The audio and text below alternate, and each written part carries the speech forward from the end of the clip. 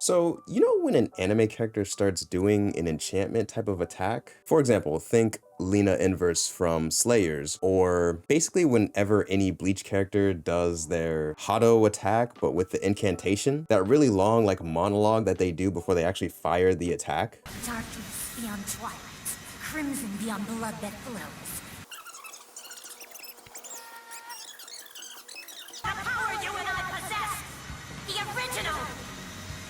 Dragon Flame! So obviously in a more realistic fight, we can't be left to believe that these characters are just gonna sit there and let each other say full-on paragraphs to each other while also simultaneously thinking that these two characters actually want to kill each other, right? So my question is, how should these types of attacks be portrayed in live action? Let's talk about it. Now, this is not to get confused with characters just saying their attacks, right? Like when Naruto says Rasengan, or when Ichigo does the Getsuga Tensho. Like, those are slightly different from when Lena Inverse does her whole like enchantment of this spell that she's trying to execute. Or as I was saying earlier, when the Bleach characters do like their whole incantation of their attack before the Hado. Like it's not just the Hado number 33, Sokatsui, or the Hado number 31, Shako. Like it's the whole buildup and the whole like pre-monologue paragraph that they say beforehand, leading up to the attack, is what I'm getting at. The Rasengan and the Getsuga Tensho are just more of the characters actually just saying their attack as they're doing them, but the build-up enchantment to those attacks is a little different. And I think the Kamehameha is actually something I want to address because that's an attack where it kind of lingers in the middle of both. For example, you have times where characters in Dragon Ball do build up the Kamehameha, right? Like they do be like,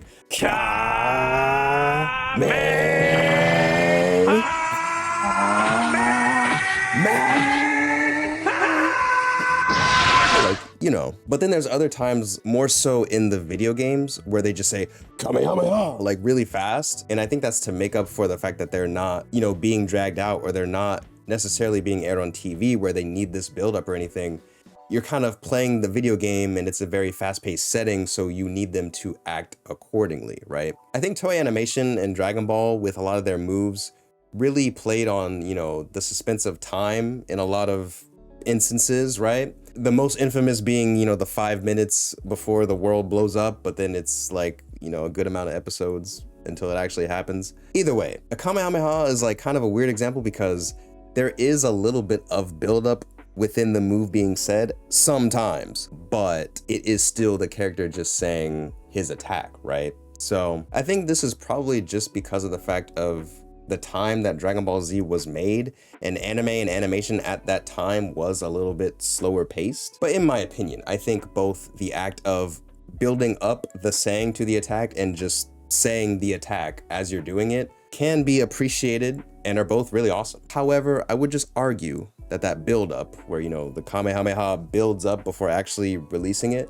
I would just argue that might lean slightly more towards the direction of an enchantment as opposed to characters just saying their attack as they're doing them, like in the other examples that I mentioned earlier. So yeah, I kind of wanted to just get that out of the way because I know down the road in this video, the Kamehameha is going to be a big point. And, you know, again, it's a weird example because it kind of leans on the side of both, but that's where I think of the Kamehameha in this context. But when we talk about how to actually portray this style of attack or this thing that happens a lot in anime, portraying that in live action, the first example that comes to mind is, I mean, Dragon of the Darkness Flame, Hiei Yu Yu Hakusho, hello, like, y'all see the tattoo? Y'all see the tattoo? Yeah, I'm saying. Obviously that comes to mind, Hiei being one of my favorite characters, the tattoo, it speaks for itself. But when I think of the Yu Yu Hakusho live action that just dropped not too long ago, and how the Dragon of the Darkness Flame move was executed in that show, in my opinion, I feel like that needed more buildup, right? Like I feel like that move is so iconic to me in the way that he did it in the anime, like in the Dark Tournament arc, like that was fire, right? But there was so much buildup to it, like, oh, his arm is gonna, you know, be useless after he uses it, and like the Jagan Eye, and like, can he even tame the power of the Darkness Flame? Like, there was so much buildup to it and so much risk for him to use it, and we got all of that through the buildup, right? And it's not necessarily the buildup of him like doing this enchantment, right? Or saying these magical words to unleash the spell per se, but it was the buildup of like, you know, he has to like hold his arm to contain the power, the clouds like rotating and shifting, lightning striking down. Like there was more buildup with the actual setting of like the arena and just, you know, everything happening that we kind of didn't get in the actual live action because it just sort of happened, right?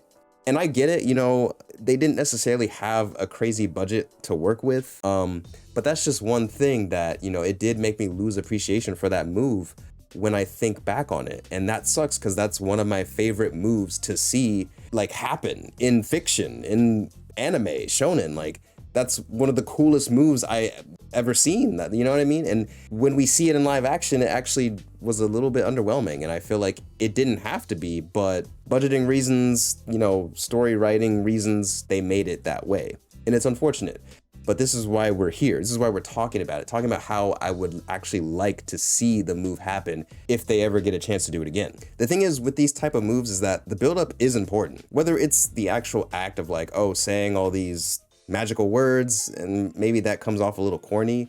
It doesn't necessarily have to be that type of buildup, but I do think a lot of us can agree that with certain moves, certain like special attacks or techniques or moves that happen in these like shonen anime, the buildup for them is important. I think it really does emphasize the impact of how powerful these moves are or how important they are for these characters to have mastered them or to have learned them, right? People always say, you know, Dragon Ball Z takes too long with certain things, like the Spirit Bomb episode, for example, where Goku's just holding, you know, his hands in the sky for like 10 episodes or whatever, building up the Spirit Bomb, which I know is actually not 10 episodes because I've seen Dragon Ball and people just be exaggerating, but you get the gist of it. But when I think back to certain fights, like for example, Naruto versus Sasuke at the Final Valley, right? There's moments where they're just staring at each other and holding their attacks in their hands, like before they actually like clash. Like we all know they're going to clash, but they're just sitting there staring at each other, remembering all the good times and past memories for like the 60th time, like not actually attacking. And yet in the moment, I love that. Like, just as much as people complain about certain things in anime being too dragged out, I feel the same thing could be said for certain things like in other media being too rushed. Like that's one of the beautiful things about anime, is that it does such an amazing job of building up these things, these moments in these fights. And like towards the end of the fight, you get this sense of this really like special epic conclusion or this epic moment, right? Like I think back to the fight with Naruto and Gaara, like in the part 1, the Chunin exams, or, you know, the final beam struggle with Cell and Gohan. Like the reason those conclusions feel so epic and special is because of all the buildup that happened, right? And, you know, not just with fights, but anime does this really well with story, characters, like everything. And like when these final moments happen, like in these fights, like for example, the Gohan and Cell final beam struggle, like I do love every moment of that, but I feel like every moment of that clash needs to be there for that final moment to feel as impactful as it does. Now again, back to the incantations and enchantments, right? I think obviously it depends on the world of the anime. To my understanding, the way Bleach incantations work is that weaker people need them to perform like stronger types of Hado or Kido, whereas stronger people can perform these attacks without doing an incantation. Like a lot of times they'll be like, oh my god, he did this Hado without an incantation? And like that's the, oh my god, big dick energy, you know? And I think honestly that whole system for Bleach and the Bleach universe really works by itself. But other anime don't really explain that all the time, and I don't think we can just assume that every anime world works the same. I think when we're being introduced to characters doing these like really special attacks, the buildup is almost the most important part, because this is the first time we're seeing this attack happen, right? Like this is the first time we're seeing this character finally execute this technique, right? That sometimes they may have spent so long, years, or just so much hard effort working towards. But when I think deeper about it, the sayings of the actual enchantment aren't really that important, but the visual of whatever we're seeing while they're saying the enchantment or while they're doing whatever it is they need to do to make the attack happen, that's usually the important part, or what makes the attack or the enchantment so important. Because this is where we get a visual sense of the scale of how powerful the move actually is. And we get to see that build up. The build up is what we feel. And once the final words of the move are exclaimed, which is usually just the name of the move, we get a sense of release and also a sense of power. So in a way, going back to like saying the move versus the incantation, you could almost look at it as when characters are just saying their attacks or saying the name of the move, that's like a mini incantation, so to speak. We still get a sense of release and power, just not as much buildup. But sometimes that buildup can come in other ways. Like if we know the character is about to do the move, just without, yelling the first half of the name of the move right away, we can still get that really special moment of them actually landing the move and have it still feel earned. Just without the, long paragraph buildup aspect. But it's like, oh, we know it's coming. We know it's coming. What's he gonna do? How's he gonna smartly outplay his opponent and like still get the move off, So the question is, how the fuck do we show this in live action? Obviously showing a buildup to a move can be done, but the real dilemma here is, how are we gonna show a whole incantation without the opposing character not interrupting them and just killing them? That's just not how fights work. It's not like, oh, I'm just gonna let you do this 10-minute long incantation to do an attack that's gonna kill me while I just sit here quietly and let that happen. Like, no. If we're supposed to believe that these two characters want to kill each other, like there's just not a storyline where that happens. And a lot of times, anime kind of makes us forget that that happens because, again, they have the ability to kind of play with time and like, sometimes what they're saying isn't actually in the same time sense or the same speed of like what's actually happening, right? They play on that a lot. But for live action, which is supposed to be more realistic, they're going to have to get us to believe things where they can't necessarily get away with because it's anime or because it's animation. So how exactly should we show this in live action?